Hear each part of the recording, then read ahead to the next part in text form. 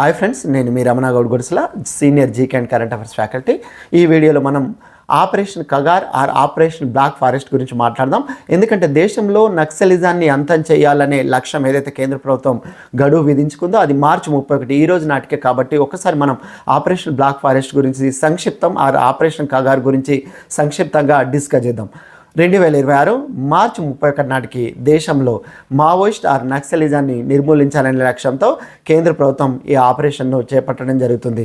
కేంద్ర హోం మంత్రిత్వ శాఖ ఆధ్వర్యంలో ఛత్తీస్గఢ్, తెలంగాణ, జార్ఖండ్, మహారాష్ట్ర, బీహార్, ముఖ్యంగా ఛత్తీస్గఢ్, తెలంగాణ సరిహద్దుల్లో రాష్ట్రాల అటవీ ప్రాంతంలో మావోయిస్ట్ కార్యకలాపాలను పూర్తిగా నిర్మూలించే దిశగా ఈ ఆపరేషన్ను కేంద్ర హోంమంత్రిత్వ శాఖ చేపట్టడం జరుగుతుంది.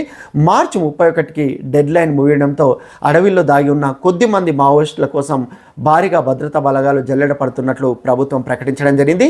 ఈ operation Kagar or operation black forest వల్ల మావోయిస్టు ఉద్యమం తీవ్ర స్థాయిలో దెబ్బతిని దశాబ్దాల తరబడి కొనసాగిన నక్సలిజం దాదాపు ముగింపు దశకు చేరుకుందని భారత ప్రభుత్వం ప్రకటించింది. మరిన్ని వీడియోస్ కోసం మా యూట్యూబ్ ఛానల్ను సబ్స్క్రైబ్ చేసుకోవాల్సిందిగా కోరుతున్నాం.